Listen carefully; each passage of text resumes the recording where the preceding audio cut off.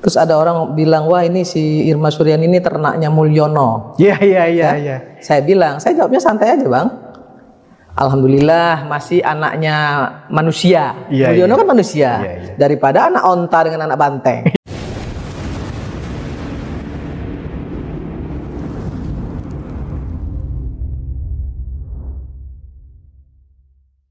Ngeri-ngeri sedap memang kalau Irma Suryani sudah ngomong.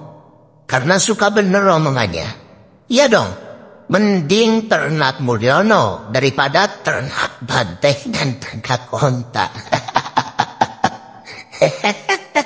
Aduh, ada aja ini. Coba kita dengarkan sama-sama, disikat semuanya. Termasuk yang aku aktivis 98, Presiden akal bulus, pakar hukum tata negara dan lainnya. Coba kita cek sama-sama nih. Saya mohon maaf, saya bukan aktivis 98 dan nggak mau ngaku-ngaku juga sebagai aktivis 98 ya. Iya. Saya anak bangsa yang punya keberpihakan kepada bangsa ini untuk tidak mau menjadi atau dijadikan agen asing untuk mengobrak-abrik bangsanya sendiri. Maka kemudian kemarin saya juga sempat juga meminta klarifikasi ya OCCRRV, tolong dong kasih buktinya, kan gitu. Ternyata mereka itu hanya sekedar meminta informasi dari publik ya terkait dengan siapa sih presiden terkorup gitu ya. Jadi seolah-olah seperti minta pendapat lah. Nah, kan sama-sama kita tahu bahwa banyak sekali para pembenci Pak Jokowi ini yang memang aktif, sangat aktif di media sosial. Tapi nggak perlu juga lah ya kemudian tepuk dada siapa saya tuh nggak penting juga. Tepuk dada. Ya nggak penting juga. Kenapa? Karena reformasi ini juga sudah kebablasan loh. Jangan salah. Ada kebaikan dalam reformasi, tapi juga ada ketidakbaikan hasil dari reformasi. Sehingga membuat kita hari ini merasa boleh mencaci maki siapapun, menghujat siapapun, menuduh siapapun, itu juga hasil dari reformasi kita kemarin. Dan jangan lupa itu juga gitu ya. Jadi ada plusnya, ada minusnya. Nah, itulah yang harusnya kita evaluasi kembali sebagai anak bangsa gitu. Saya kira saya sebagai pribadi nggak mau tuh diatur-atur oleh asing, kemudian diperintah-perintah oleh asing. Bayangkan misalnya seorang Trump yang rasis, ya kan? Kemudian Indonesia, masyarakat Indonesia meminta Trump, ada orang-orang sebagian, misalnya ada oknum-oknum lah di Indonesia yang kemudian mengatakan bahwa Trump itu rasis dan harus diseret ke PBB karena beliau rasis gitu ya. Nah, apa rakyat Amerika peduli? Nggak peduli. Nggak mau, mereka didikte oleh negara lain. Nah, kenapa kok kita mau gitu loh? Saya sih cuma pengen tanya, Jokowi ada terlibat BLBI? Enggak. Ada terlibat seperti Senturi? Enggak. Ada menjual Indosat? Enggak. Apa sih yang dijual oleh Jokowi? Ya, bahkan Jokowi bisa mengambil kembali, mohon maaf, Freeport. Dan banyak lagi perusahaan-perusahaan besar yang tadinya mayoritas sahamnya di atas 70% kemudian dibalik oleh Pak Jokowi dan bahkan tidak diberi kesempatan lagi karena harusnya saham itu lebih besar, mayoritas harusnya ada di tangan Indonesia sehingga mereka kemudian nggak mendapatkan proyek lagi di Indonesia. Itu sebuah prestasi loh. Saya bukan aktivis 98, tapi saya ingin agar semua aktivis yang ada di Indonesia ini bicara tuh terukur gitu. Jangan ada keberpihakan. Kalau mau independensi, kalau mau dikatakan sebagai aktivis, dia harus independen. Tidak boleh berpihak. Contoh, misal nih ya, ada seseorang yang disebut sebagai, menyebut diri atau disebut sebagai pakar hukum tata negara misalnya. Menurut saya kalau dia baru dosen, ya belum pakar, ya jangan disebut pakar. Sebut saja akademisi, ya kan, hukum tata negara misalnya. Atau praktisi hukum. Kalau belum pantas disebut pakar, ya jangan disebut pakar gitu. Ini kan kadang-kadang terlalu banyak yang menyebut dirinya pakar gitu. Iya. Ya, terus siapa yang mengakui, yang membuat dia diakui sebagai pakar gitu? Nah ini juga memalukan menurut saya. Atau gitu. ngaku-ngaku sendiri kayak ya, belum cocok disebut pakar, tapi udah mengatakan seolah-olah ini pakar hukum tata negara si A gitu ya. Padahal baru sekedar dosen gitu. Pakar itu harus punya keilmuan yang cukup. Seperti misalnya Prof. Yusril. Ya, kemudian Bang Margarito itu bisa disebut pakar. Tapi kalau yang lain menurut saya, kalau saya pribadi ya, nothing lah.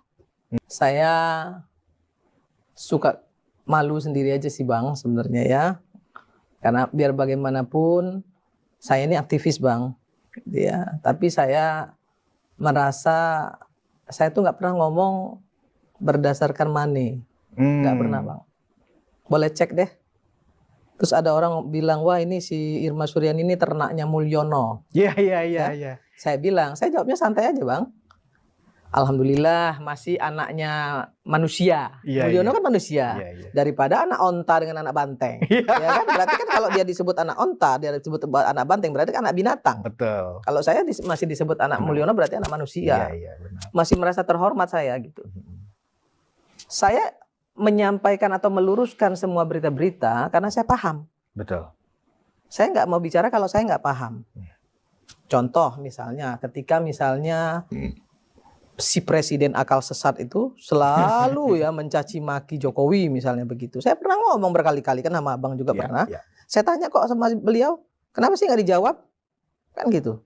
Beliau bilang, nggak perlu, Bu Irma aja itu. Nggak penting untuk saya. Gitu. Saya kerja aja gitu. Masa itu aja masih nggak malu gitu loh.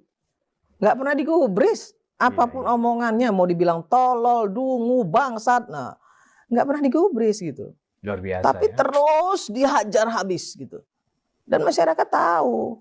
Masyarakat bisa menilai ini manusia seperti apa sih gitu.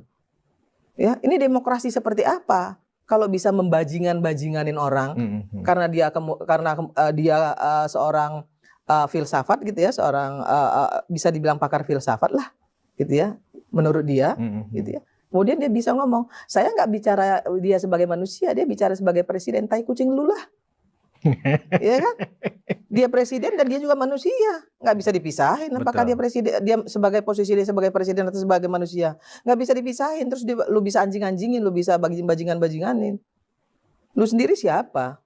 Apa yang udah lu lakukan untuk bangsa ini? Karena Pak Jokowi terlalu baik kali ya Kak Irma, terlalu mengalah ya kan, sehingga mereka ini merasa seolah-olah pelampiasan untuk mendiskreditkan, menghina, mencaci maki itu seolah-olah enteng karena nggak pernah dilaporkan Kak Irma, gitu loh. Ya karena memang saya bilang ya, mohon maaf ya, saya sampai pernah ngomong si cingkring ini gitu ya, Pak Jokowi itu ya bukan orang yang mau membahas hal-hal yang nggak penting kayak gini. Saya udah paksa, saya udah bilang sama beliau, Pak sikat dong, gitu loh. Beliau bilang, untuk apa? Gunanya nggak ada. Ora popo, mbok dilok ke opo wae, silahkan. Oh ngomongnya gitu, saya mau bilang apa coba? Saya bilang sikat dong. Dia bilang nggak apa-apa, biarin aja. Oke, mantap ya. Jadi memang gara-gara media sosial mungkin ya. Dari semua aspek soalnya, bukan hanya wilayah akademisi, ada pengamat politik, padahal politisi cuma nggak pakai baju partai politik aja, karena ada keberpihakan. Ada yang ngomongnya aktivis, padahal tidak netral. Ini dia, padahal mestinya aktivis itu kan netral. Namanya aktivis, membela kepentingan rakyat, penyambung lidah rakyat, itu kayak gitu. Tapi kan banyak aktivis yang kemudian ada keberpihakan. Pengamat itu cukup mengamati, bukan ada keberpihakan. Kalau mau bener, kalau saya sih pacuannya, misal pengamat itu Adi Prayitno itu pengamat politik bener tuh, tidak ada keberpihakan, selalu ada di tengah, objektif melihat semuanya. Refli Harun, pakar hukum tata negara katanya. Apanya? Faktanya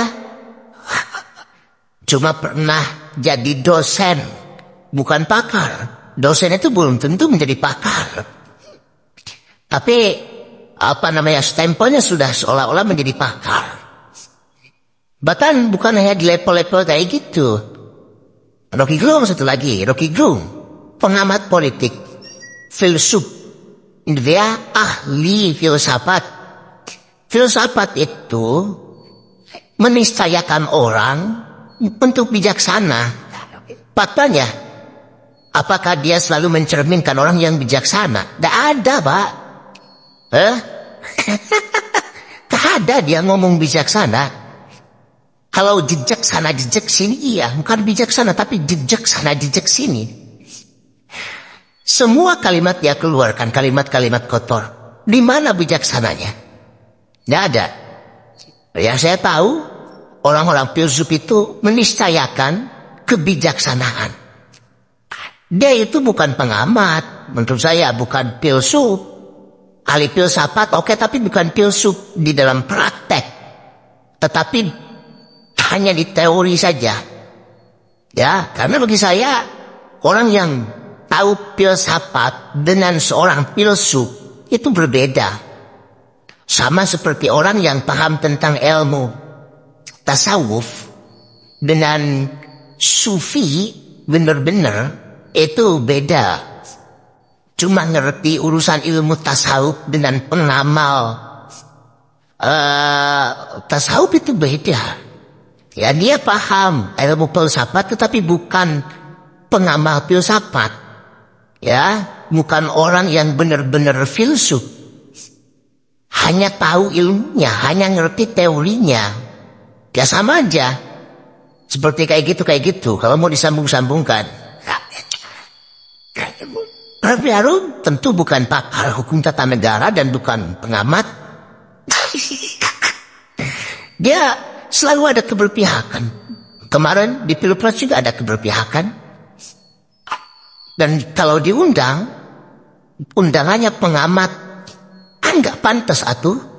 Dia sudah menyatakan keberpihakannya lalu diundang oleh televisi misalnya untuk diskusi sebagai pengamat. Nih error juga yang undang. Jangan, biar semuanya berada pada rel yang sesungguhnya. Nah, sekali lagi, karena ini media sosial, mungkin ya zamannya media sosial, orang bisa mengklaim dirinya sebagai apa, orang bisa menobatkan dirinya sebagai siapa, gelarnya juga bisa diklaim sebagai apa dan apa itu segala macam. Dan orang ada yang percaya, bahkan banyak yang percaya gara-gara media sosial. Bukan soal gelar-gelar akademisi kayak gitu aja. Status sosial juga, gelar sosial juga. Banyak yang kemudian nggak benar sekarang tuh. Ada yang ngaku-ngaku sebagai Gus misal, ulama misal, sembari ketika mentafsirkan ayat Al-Quran sembarangan, nggak paham tafsir Al-Quran. Ada, karena pakaiannya berjubah ulama, akhirnya dianggaplah sebagai ulama. Padahal nggak pantas dia sebagai ulama. Belum pernah ngaji, belum pernah mondok pesantren, nggak paham kitab kuning, lalu ngeklaim sebagai ulama, itu kan gak cocok. Sehingga apa yang terjadi? Ngawur ketika ceramah itu bukan pencerahan yang dia berikan, tetapi penggelapan. Klaiman imam besar. Klaim kan itu. Ada orang yang aku sebagai imam besar umat Islam. Dari mana coba? Siapa yang menobatkan dia sebagai imam besar? Ada lagi yang percaya. Jadi please lah yang kayak gini tuh, Allahumma sholli ala sayyidina Muhammad. Minimal kita sebagai masyarakat jangan tertipu. Karena mereka terlanjur ngeklaim, terlanjur menobatkan diri sebagai apa dan siapa, lalu kita ikut-ikutan aja. Jangan, kita punya filter akal untuk mengverifikasi ini orang sebagai apa nih profesinya. Apakah sebagai guru, sebagai dosen, sebagai pengamat politik, sebagai pakar, sebagai ulama, sebagai filsuf atau sebagai apa, harus jelas dulu. Maka saya berulang-ulang kalau melihat Rocky Gerung itu bukan filsuf ya. Ngerti ilmu filsafat tapi bukan filsuf. Penamal filsafat itu mudah-mudahan ada manfaatnya. Itu sih yang ingin saya sampaikan. Pokoknya acungkan jempol buat Bu Irma yang selalu belak-belakan.